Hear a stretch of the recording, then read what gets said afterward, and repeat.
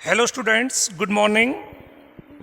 Class 12th और हमारा chapter number 2 study हम कर रहे हैं, जिसमें आपको 2 वीडियो हो चुके हैं।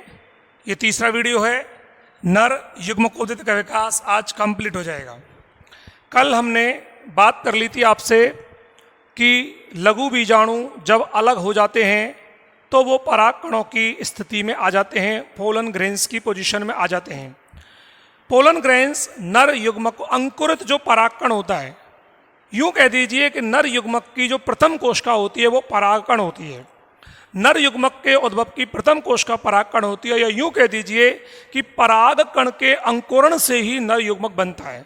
इसका मतलब ये हुआ कि हमें आज सबसे पहले नर युग्मकोदित का जो विकास पढ़ना है, उसमें सबसे पहले हमें पराग कण को पढ़ना है कि पराग कण क्या होता है, पोलन ग्रेन क्या होता है, पोलन ग्रेन क्या होता है, पराग कण क्या होता है।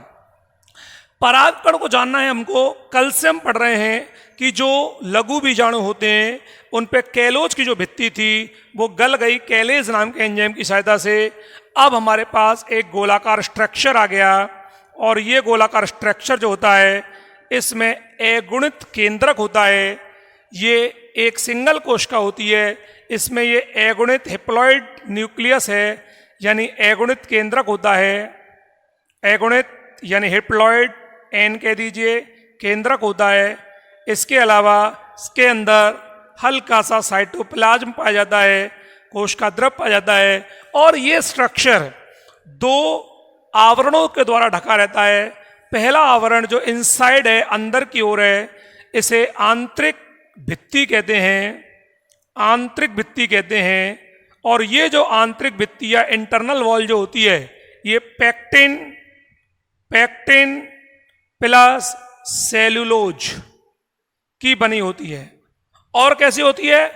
पतली और कोमल और झिल्ली नुमा, पतली, कोमल और झिल्ली नुमा, पतली, कोमल और झिल्ली नुमा होती है। बिल्कुल बारीक सी है, आंतरिक भित्ति है, पैक्टिन और सेलुलोज की बनी होती है, पतली, कोमल, झिल्ली नुमा है। लेकिन इसके जो बाहर की जो होती है ये रिजिड होती है, ये मोटी होती है, ये खुरदुरी होती है। तो इसको बोलते हैं बाह्य भित्ति। बाह्य भित्ति जो कैसी है? मोटी है, खुरदुरी है, खुरदुरी है और अलंकरणों से युक्त है। अलंकरणों से युक्त और अलंकरण कैसे हो सकते हैं? जालिकावत, धागे नुमा, थ्रेड लाइक, जालिकावत, कांटे नुमा हो सकते हैं। और इस बाह्य भित्ति के निर्माण में जिस पदार्थ की सबसे ज्यादा जरूरत होती है उसका नाम होता है स्पोरोपोलेनिन। और ये बड़ा इंपॉर्टेंट होता है क्योंकि ये जो स्पोरोपोलेनिन होता है, याद कीजिए आप टेपिटम स्तर कि जब टेपिटम स्तर ने पोषण दिया था लघु बीजाणु मात्र कोशिकाओं को विभाजित होने के लिए, उसी समय पर वहां से ये स्पोरोपोलेनिन का स्रवण हो गया और इस स्पोरोपोलेनिन ने बाहर के आवरण को घेर लिया। और ये स्पोरोपोलेनिन जो होता है वो दाब, ताप, रसायन के प्रति प्रतिरोधी होता है, रेसिस्टेंट होता है, प्रतिरोधी होता है। इसका मतलब ये हुआ कि कितना भी दाब बढ़ा लो इसके ऊपर, कितना भी ताप बढ़ा लो इसके ऊपर, कितना भी रसायन डाल लो, ये नहीं टूटेगा। और जब ये बाहरी आवरण नहीं टूटेगा तो आंतरिक आवरणों को तो कोई नुकसान होगा ही नहीं। गर्मी, सर्दी, ताप, दाब, प्रतिरोध, रसायन कोई फर्क नहीं पड़ेगा। और यही कारण है कि जो पराग कण होते हैं वो हजारों साल तक सुरक्षित रह सकते हैं प्रकृति के अंदर। ठीक है ना?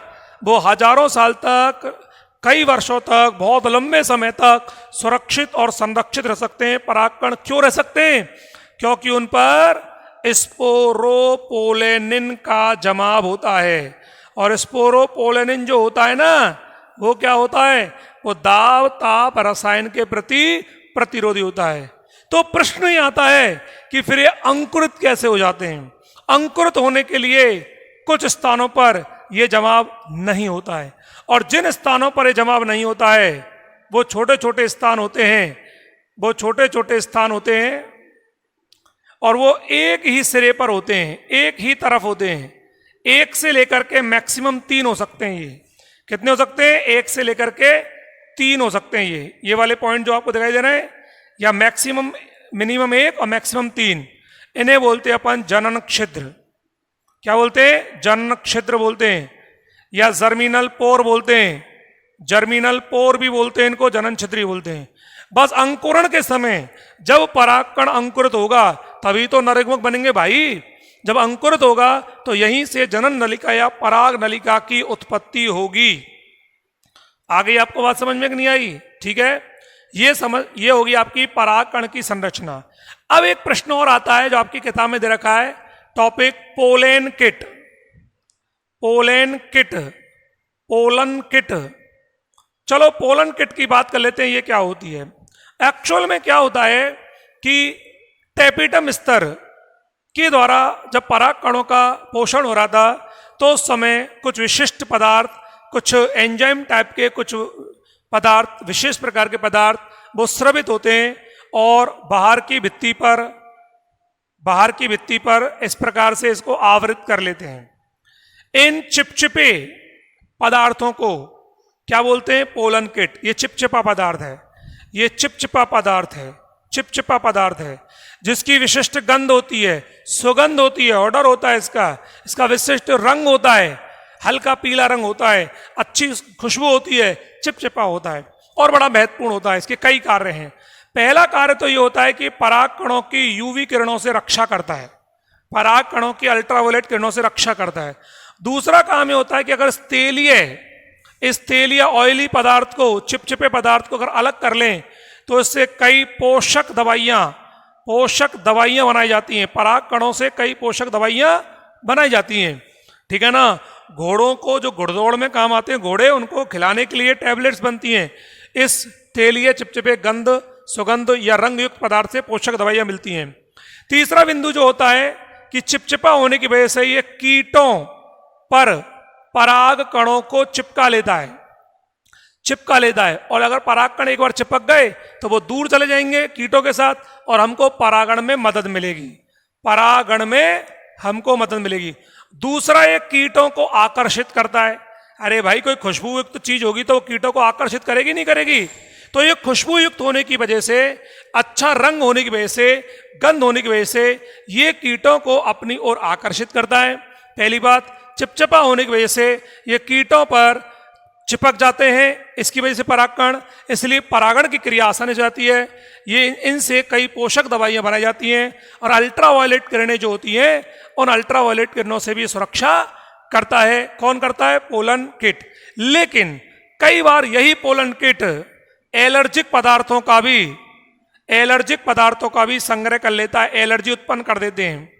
और जब ये एलर्जी उत्पन्न कर देते हैं तो खुजली होती है, ईचिंग होती है, जुकाम हो जाती है, खांसी हो जाती है, कफ आने लग जाता है, हे फीवर हो जाता है, पीत ज्वर, हे फीवर। और हे फीवर का मतलब होता है पीत ज्वर हो जाता है। और यदि पीत ज्वर, पीला बुखार इसको बोलते हैं, और ये होते हैं कुछ विशिष्ट प्रकार के परागकण, जैसे चीनोपोडियम, छिटक चांदनी, जिसको कांग्रेस घास भी कहते हैं, छिटक चांदनी, चीनोपोडियम, ठीक है ना। ज्वार, चीनोपोडियम, ज्वार, छिटक चांदनी, ये जितने भी होते हैं, कांग्रेस घास वगैरह, पार्थेनियम घास होती है, ये इनके परागकण एलर्जी उत्पन्न करते हैं, बुखार ला देते हैं, खुजली होने लग जाती है, हे फीवर हो जाता है। तो ये दोनों ही काम करते हैं परागकण, ये नुकसान भी करते हैं और फायदा भी करते हैं, ठीक है ना। द नेक्स्ट टाइम पढ़ेंगे अपन। अब परागकण समझ में आ गया, एगुणित। अब इसका अंकुरण होगा और 2 नरयुग्मक बनेंगे। एक परागकण के एगुणित केंद्रक से 2 नरयुग्मकों की उत्पत्ति होगी, इसी को बोलेंगे नरयुग्मकोदित का विकास। This is the last topic of the development of male gametophyte. तो हम बात कर रहे हैं अब परागकण कैसे अंकुरित होकर के 2 नरयुग्मक बना रहे हैं, वो हम देखेंगे। तो इन 3 वीडियोस के अंदर आप समझ जाओगे नरयुग्मकोद्भिद का विकास कैसे हुआ। तो देखो, सबसे पहले पॉइंटों को समझना है। ये हो गई हमारे पास में, और इसको मैं मान लेता हूं यहां पर ये स्थिति बन गई, ये एक परागकण है भैया। तो ये तो क्या बताइए, जनन छिद्र है क्या? नहीं, ये जनन छिद्र है। बाकी अगुणित केंद्र का सब समझ रहे हो आप लोग, परागकण है ना। सबसे पहले क्या होता है, वेरी फर्स्ट स्टेप, सबसे पहले अगुणित केंद्रक में समसूत्री विभाजन हुआ और समसूत्री विभाजन से ये दो केंद्रक बन गए। एक केंद्रक ऊपर चला गया, एक केंद्रक नीचे चला गया। मतलब कहने का क्या होता है, एक केंद्रक कहां चला गया, एक केंद्रक जनन छिद्र की तरफ चला गया, इधर की तरफ चला गया जनन छिद्र की तरफ, और एक केंद्रक विपरीत दिशा में चला गया। इसे बोलेंगे जनन केंद्रक। क्या बोलेंगे, जनन केंद्रक। क्यों बोलेंगे जनन केंद्रक, क्योंकि ये जनन छिद्र की ओर मौजूद होता है। किधर मौजूद होता है, जनन छिद्र की ओर मौजूद होता है। और दूसरा विपरीत वाले को बोलेंगे कायिक केंद्रक। क्या बोलेंगे भैया जी, कायिक केंद्रक कहेंगे। तो पहला स्टेप समझ में आ गया। सबसे पहले परागकण जो एक अगुणित केंद्रक युक्त कोशिका होती है, उसमें केंद्रक जो होता है अगुणित, उसमें समसूत्री विभाजन हुआ। समसूत्री विभाजन हुआ और समसूत्री विभाजन से क्या बन गए, दो केंद्रक बन गए अगुणित। एक केंद्रक जनन छिद्र की ओर चला गया जिसे जनन केंद्रक कहेंगे, और एक विपरीत दिशा में चला गया इसे कायिक केंद्रक कहेंगे। स्टेप 1 समझ में आ गई। स्टेप 2, अब दोनों के बीच में एक भित्ति बन जाती है, कोश का भित्ति बन जाती है। जैसे ही कोश का भित्ति बनेगी, अब इसे कहा जाएगा कायिक कोशिका। क्या कहा जाएगा, कायिक कोशिका कहा जाएगा। और इसे कहा जाएगा अब जनन कोशिका, क्योंकि जैसे ही भित्ति बनेगी अब केंद्रक तो रहेंगे ही, पर अब कोशिका का रूप ले लिया, तो कायिक कोशिका बन गई और जनन कोशिका बन गई। लेकिन इस भित्ति के बनने से पहले कायिक कोशिका में सभी कोशिकांग चले जाते हैं। राइबोसोम चला जाता है, माइटोकॉन्ड्रिया चला जाता है, सभी कोशिकांग, रिक्तिकाएं ज्यादा हो जाती हैं। तो अब पोजीशन ये हो गई हमारे सामने। अब हमारे सामने पोजीशन क्या हो गई, देखिए इधर हो गई, ये बड़ी बड़ी रिक्तिकाएं हो गई, ये अगुणित केंद्रक हो गया, ये माइटोकॉन्ड्रिया हो गया, ये राइबोसोम हो गए, ठीक है ना, ये रिक्तिका हो गई, ये वैक्यूल्स हो गई, ठीक है ना, ये राइबोसोम्स हो गए, ये राइबोसोम्स हो गए, ये क्या हो गया, हैप्लॉइड केंद्रक हो गया, अगुणित केंद्रक, ये क्या हो गया, ये माइटोकॉन्ड्रिया हो गया। ऐसा क्यों होता है, क्योंकि इसे वर्क ज्यादा करना है। और ये सब कुछ क्या हो गया, कायिक कोशिका हो गई। क्या हो गई, कायिक सेल। मतलब आपको इतना याद रखना है, जितने भी कोशिकांग हैं सब कायिक कोशिका की तरफ चले गए, और यहां रह गया सिर्फ और सिर्फ जनन केंद्रक। क्या रह गया, जनन केंद्रक रह गया, ठीक है ना। ओके, स्टेप नंबर 1 समझ में आ गया। स्टेप नंबर 2 सेल बन गई। स्टेप नंबर 3 क्या हो गया, अब हमारे पास में हम क्या देखते हैं कि कायिक कोशिका में सभी कोशिकांगों की उपस्थिति देखते हैं, और जनन कोशिका के अंदर केवल जनन केंद्रक होता है। इधर ही आपका है ही, ठीक है ना, ये सब है ही। Okay, clear. अब हम क्या करते हैं, अब इसमें चेंज आएगा कोशिकाओं में। अब ये जो कोशिका आपको दिखाई दे रही है, ये तेजी के संग में प्रोटीन, सॉरी वो बाद में बताऊंगा आपको, पहले बताता हूं, ये द्विकोशिकीय अवस्था है। अब इसे बोलते हैं द्विकोशिकीय अवस्था। द्विकोशिकीय अवस्था, परागकण की कैसी अवस्था है, ये द्विकोशिकीय अवस्था है। और इसी अवस्था के अंदर परागकण का क्या होता है, पराग कोश का स्फुटन होता है और परागकण विमुक्त होते हैं। याद रखना, यहां तक का घटनाक्रम कहां पर हुआ है, यहां तक का घटनाक्रम पराग कोश में हो गया है। फिर पराग कोश का स्फुटन होगा, परागकण उड़ेंगे, और उड़कर अब कहां पहुंच गए बताओ, मादा जननांग की वर्तिकाग्र पर पहुंच गए। वर्तिकाग्र आ रहा है, ठीक है ना, ये वर्तिकाग्र, ये वर्तिकाग्र पर पहुंच गए इस पोजीशन में, इस पोजीशन में, ठीक है ना। अब आगे के समाचार, आगे की घटनाएं, आगे के इवेंट्स वर्तिकाग्र पर होंगे, ठीक है। क्या होंगे, जैसा कि आपको पता है वर्तिकाग्र पर चिपचिपी होती है, वो वहां पर रेजिन्स होते हैं, आयंस होते हैं, कुछ विशेष प्रकार के रेजिन्स होते हैं, चिपचिपा पदार्थ होता है, इवन वहां एंजाइम्स भी होते हैं। तो जो वर्तिकाग्र है ना, इसके ऊपर रेजिन्स भी मिलेंगे, एंजाइम्स भी मिलेंगे, आयंस भी मिलेंगे, जिनको एब्सॉर्ब करके अब परागकण का अंकुरण होगा। तो परागकण द्विकोश की अवस्था में पहुंच चुका है, कहां पर, वर्तिकाग्र पर। अब क्या होने वाला है वो देखेंगे। अब जो घटना हो रही है वो वर्तिकाग्र में। तो ये जो चित्र बनाए, ये तो कहां हुए, पराग कोश में हो गई घटना, ठीक है ना। अब आगे की घटना कहाँ होगी? वर्तिकाग्र पर। क्या होगी जरा देखो, इसी को आगे कैरी ऑन करता हूं मैं आपको। अब जो कायिक कोशिका है वो अनियमित आकृति की हो जाती है, इस तरह की अनियमित आकृति की हो जाती है, और अनियमित आकृति की होते होते और ये आगे की ओर इस प्रकार वृद्धि करती है, और आगे की ओर जो जनन कोशिका होती है वो लेंस आकृति हो जाती है, लेंस शेप्ड, इस तरह की ये लेंस आकृति की हो गई, लेंस। तो ये तो हो गई अनियमित आकृति की कौन सी कोशिका? कायिक कोशिका, ठीक है ना। और जनन कोशिका कैसी होगी भैया जी? लेंस आकृति की। तो ये तो हो गई अनियमित आकृति, इरेगुलर शेप, और ये कैसी हो गई? लेंस आकृति की हो गई, ठीक है ना। अब दोनों के बीच भित्ति हट जाती है, और यहां पर बने हुए जितने भी प्रोटीन्स होते हैं, आरएनए हुआ, राइबोसोम, वो प्रोटीन बनाता है, वो प्रोटीन अब जो केंद्रक यहां पर मौजूद है, कौन सा केंद्रक मौजूद है? जनन केंद्रक, उसको विभाजित करवाने का काम करेंगे।